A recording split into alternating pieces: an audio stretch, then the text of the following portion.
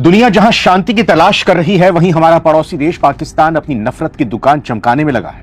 हर वक्त भारत के खिलाफ जहर और आग उगलने वाले पाकिस्तान के रक्षा मंत्री ख्वाजा आसिफ ने एक ऐसा बयान दिया है जिससे पूरी दुनिया में हड़कंप मच गया है। पाकिस्तान एक तरफ तो ईरान युद्ध में आधे अधूरे सीज फायर का श्रेय लेने की होड़ में लगा हुआ है, वहीं दूसरी तरफ ख्वाजा आसिफ ने एक बार फिर मजहबी कार्ड खेलते हुए भारत और इजराइल को पूरी मुस्लिम दुनिया का, मुसलमानों का सबसे बड़ा दुश्मन बताया है।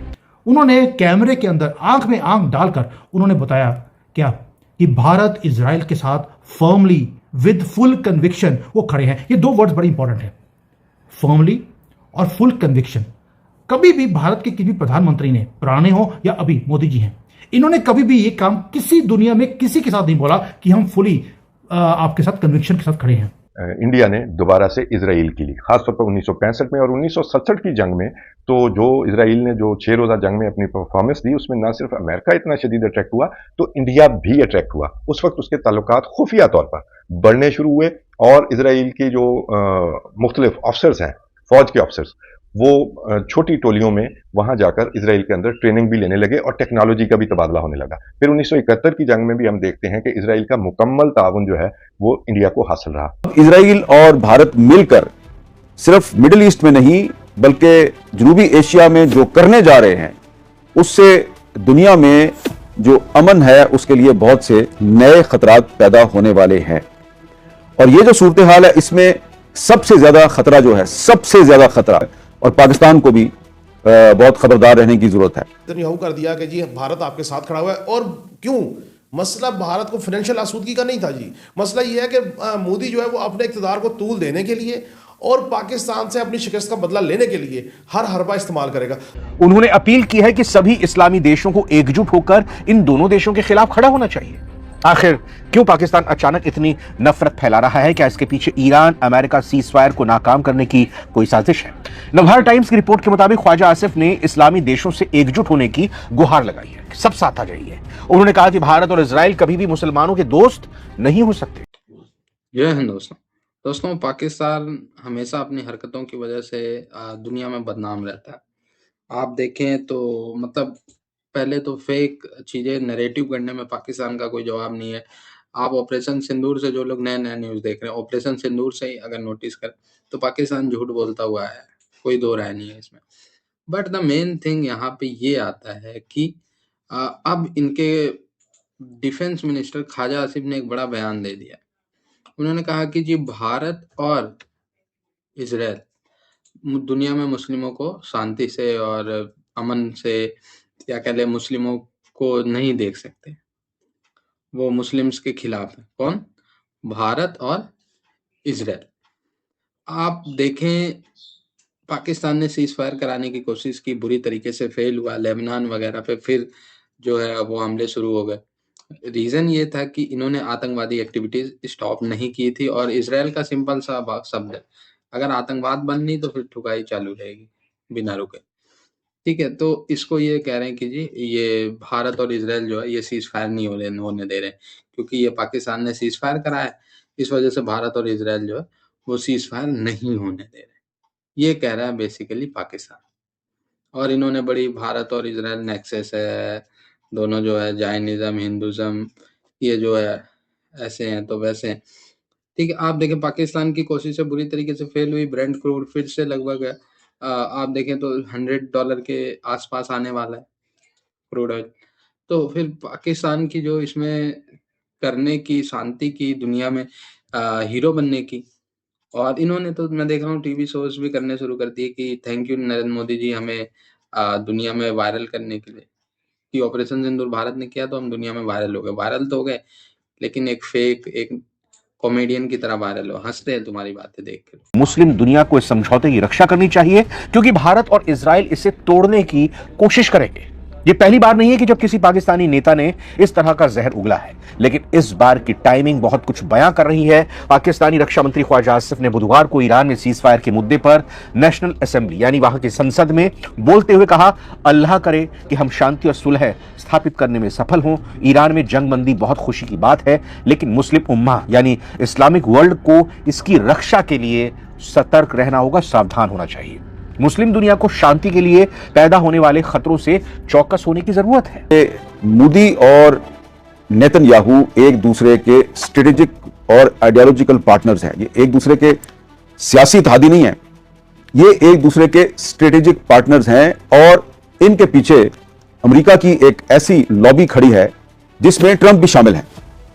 अब आप सोच रहे होंगे कि ट्रंप साहब तो रोजाना मोदी के खिलाफ बयान दे देते हैं, बार बार कहते हैं जी कि मैंने 2025 की जो पाक भारत जंग थी उसमें मैंने करोड़ों लोगों की जान बचाई, मैंने सीज फायर करवाया, और मोदी को तो वो एम्बैरस करते हैं।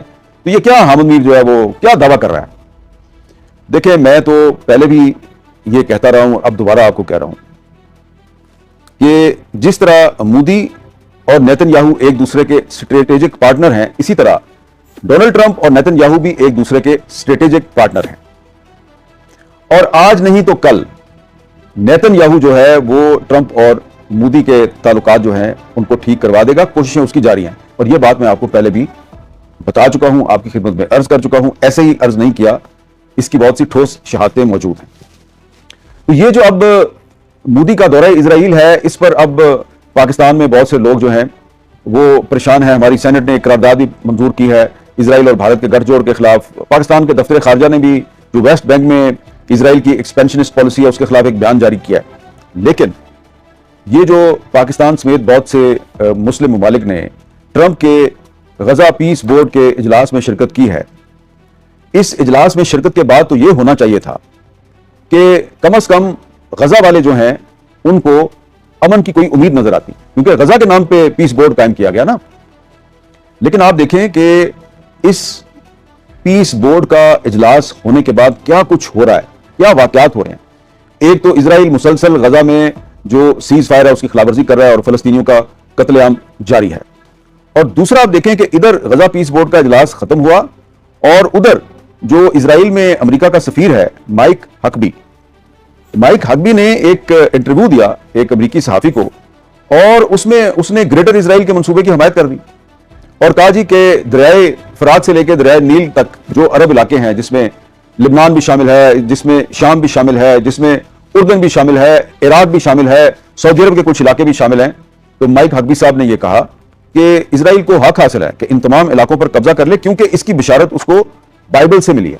यह अपनी मनपसंद एक उन्होंने तशरीह की है बाइबल की कुछ आयात की, और फिर उन्होंने उसमें थोड़ी सी वजाहत की कि अभी तो इजराइल जो है वो इन तमाम इलाकों पर कब्जा नहीं कर रहा, लेकिन कम से कम उसे ये हक मिलना चाहिए कि जिन इलाकों पर उसका इस वक्त कब्जा है उन इलाकों पर उसका कब्जा बरकरार है। और ये दोनों तरफ ये कामयाबी थी।